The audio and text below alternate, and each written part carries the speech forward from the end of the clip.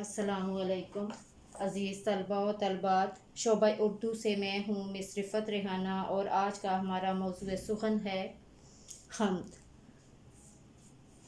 जमात दहम का ये तीसरा लेक्चर है। नज़म का उन्वान हम्द है। शायर का नाम हफ़ीज़ जलंधरी है। आज हम जो शेर पढ़ेंगे वो दूसरा शेर है हम्द का। नज़ामे आसमानी है उसी की हुक्मरानी से, नज़ामे आसमानी है उसी की हुक्मरानी से, बहारे जावदानी है उसी की बागबानी से। बच्चों, अब हम इस तरफ आते हैं, इनके मुश्किल अल्फाज के मायने तहरीर करेंगे। जावदानी हमेशा रहने वाली, बागबानी बाग की निगहबानी। प्यारे बच्चों, अब हम इसके मफ़हूम की तरफ आते हैं जो कुछ इस तरह से है। इस कायनात का वाहिद और अकेला खालिक सिर्फ़ अल्लाह है, जिसके हुक्म से ये निज़ामे आसमानी चल रहा है। इस दुनिया की हमेशा रहने वाली बहार का असली निगहबां खुदाए वाहिद है। बच्चों, अब हम तशरीह की जानिब चलते हैं जो कि कुछ इस तरह से है। हफ़ीज़ जलंधरी हाल के कायनात की हम्दो सना बयान करते हुए तशरीह तलब शेर के पहले मिसरा में अर्ज़ करते हैं कि आसमानी निज़ाम जो निज़ाम शमसी और कमरी पर मुश्तमिल है, इस सारे निज़ाम का कंट्रोल सिर्फ़ अल्लाह के हाथ में है। जैसा कि अल्लाह ताला का फरमान है कि तर्जमा, ना सूरज की मजाल है कि चाँद को जा पकड़े और ना रात सबकत करने वाली है दिन से, ये सब एक दायरे में तैर रहे हैं। ये कायनात अल्लाह की तहलीक करदा है। इसने कायनात में इस तरह तरतीब रखी है कि कहीं ज़र्रा भर भी ऊंच नीच नज़र नहीं आती। हर चीज़ इसके कब्ज़ाए कुदरत में है। इस कायनात में जिस तरफ भी देखें, हर तरफ हर चीज़ और हर तरफ गवाही दे रही है कि ज़मीन और आसमान का निज़ाम चलाने वाला अल्लाह ताला ही है। चाँद में कहकशां में फूलों में, चाँद में कहकशां में फूलों में, मैं तो उसकी निशानियाँ देखूं। दूसरे मिसरा में शायर कहते हैं कि अल्लाह ही है जिसने इस बाग दुनिया में लाजवाल बहार बर्पा कर रखी है। इस बाग का निगहबान और असली मालिक और निगरान अल्लाह ही है। अल्लाह ताला अपने कलाम मुक़द्दस का आगाज़ करते हुए अरशाद फरमाते हैं, सब तारीफ़ें अल्लाह के लिए हैं जो सारे जहान का पालने वाला है।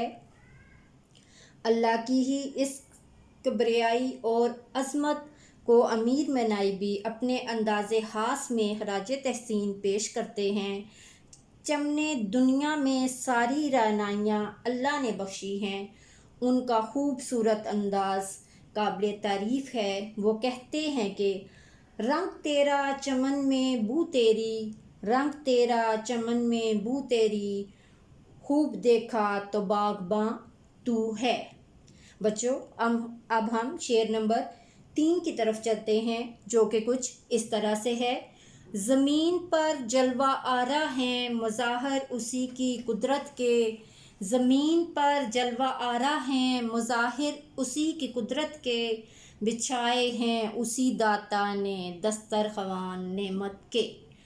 प्यारे बच्चों, अब हम इसमें से मुश्किल अल्फाज के मायने लिखेंगे।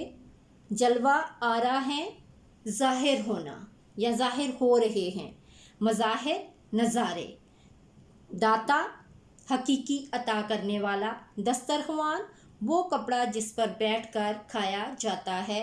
प्यारे बच्चों, अब हम इसके मफ़हूम की तरफ आते हैं जो कुछ इस तरह से है। अल्लाह ताला की बाकमाल कुदरत के तरह तरह के नज़ारे जगह जगह नज़र आते हैं। उसी दाता ने तमाम मखलूक़ात के खाने के लिए दस्तरख़्वान बचा दिए हैं। प्यारे बच्चों, अब हम इसकी तशरीह की जानिब आते हैं। तशरीह कुछ इस तरह से है।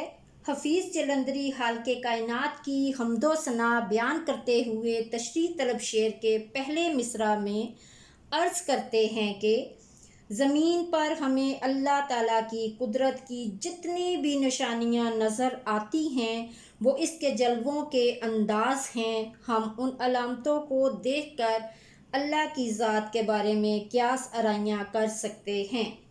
اللہ تعالیٰ خود فرماتے ہیں کہ اور اللہ نے پیدا کیا ہے ہر چلنے پھرنے والے جانور کو پانی سے، پس کوئی ان میں سے پیٹ کے بل رینگتے ہیں اور کوئی ان میں سے 2 پاؤں پر چلتے ہیں اور کوئی ان میں سے 4 پاؤں پر چلتے ہیں۔ اللہ جو چاہتا ہے بناتا ہے، بے شک اللہ ہر چیز پر قادر ہے۔ اور بقول شاعر، ذرے ذرے سے عیاں ہونے کے بعد، ذرے ذرے سے عیاں ہونے کے بعد آج تک راز حقیقت راز ہے۔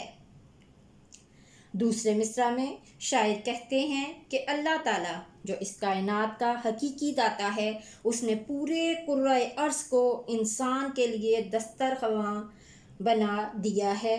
اسی زمین پر پھل پیدا ہوتے ہیں، سبزیاں اگتی ہیں اور اسی زمین پر بیٹھ کر وہ اللہ تعالیٰ کی نعمتوں سے لطف اندوز ہوتا ہے۔ اور اللہ تعالیٰ جو رازق حقیقی ہے، اس کے فرمان کی عملی صورت بن کر شکر ادا کرنا نظر آنا چاہیے۔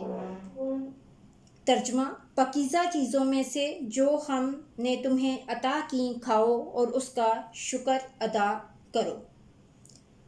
بقول شاعر، کرتا ہے عطا بڑھ کے ضرورت سے سبھی کو، کرتا ہے عطا بڑھ کے ضرورت سے سبھی کو، بے مثل زمانے میں سخاوت ہے اسی کی۔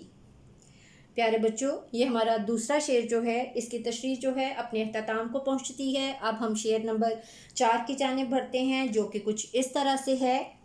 یہ سرد و گرم، خشک و تر، اجالا اور تاریکی، یہ سرد و گرم، خشک و تر، اجالا اور تاریکی، نظر آتی ہے سب میں شان اسی کی ذات باری کی۔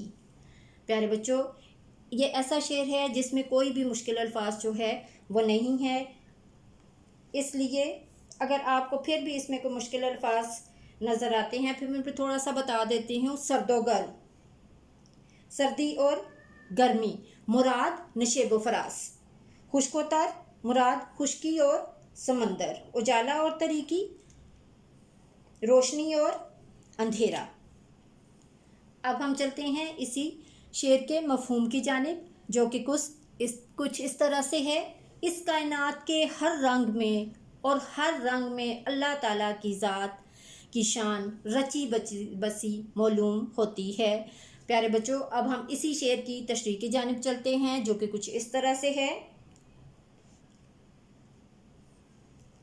حفیظ جلندری حالقے کائنات کی حمد و ثنا بیان کرتے ہوئے تشریح طلب شعر کے پہلا مصرع میں عرض کرتے ہیں کہ یہ کائنات مجموعہ ازدادات کی صورت میں تخلیق کی گئی۔ اگر سردی ہے تو اس کی ضد گرمی کو پیدا کیا گیا، اگر خشکی ہے تو اس کی مخالف تری سمندر کو بنایا گیا، اگر اجالا ہے تو تاریکی پیدا کی گئی۔ یہ سب نشانیاں اللہ کی ہیں، جیسا کہ اللہ خود قرآن مجید میں ارشاد فرماتے ہیں۔ ترجمہ، ہم نے کائنات میں کوئی چیز خشک و تر نہ چھوڑی جس کا اس کتاب میں ذکر موجود نہ ہو، اس میں نشانیاں ہیں عقل والوں کے لیے۔ اور بقول شاعر، پھولوں کی مہک میں تو، انجم کی جھلک میں تو، پھولوں کی مہک میں تو، انجم کی جھلک میں تو، وہ رنگ صبا تیرا، یہ شان ادا تیری۔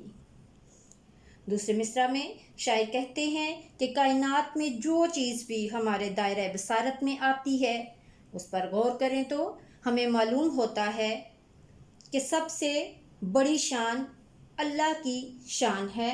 وہ صاحب ذی شان ہے، وہ ہر کسی کو شان عطا کرنے والا ہے۔ اسی نے اپنے محبوب بے مثال حضرت محمد صلی اللہ علیہ وآلہ وسلم کو شان کریمی عطا فرمائی۔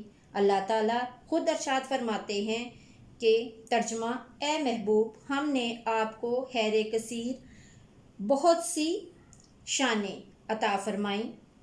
بقول شاعر: خدا کی عظمتیں کیا ہیں محمد مصطفیٰ صلی اللہ علیہ وآلہ وسلم جانے۔ خدا کی عظمتیں کیا ہیں محمد مصطفیٰ صلی اللہ علیہ وآلہ وسلم جانے۔ مقام مصطفیٰ صلی اللہ علیہ وآلہ وسلم کیا ہے محمد صلی اللہ علیہ وآلہ وسلم کا خدا جانے۔ بچوں، ہمارا تیسرا لیکچر جو ہے اختتام پذیر ہوتا ہے۔ اب ہم چوتھے لیکچر کے ساتھ شعر نمبر 5، 6 اور 7 کی تشریح کریں گے۔ اللہ حافظ۔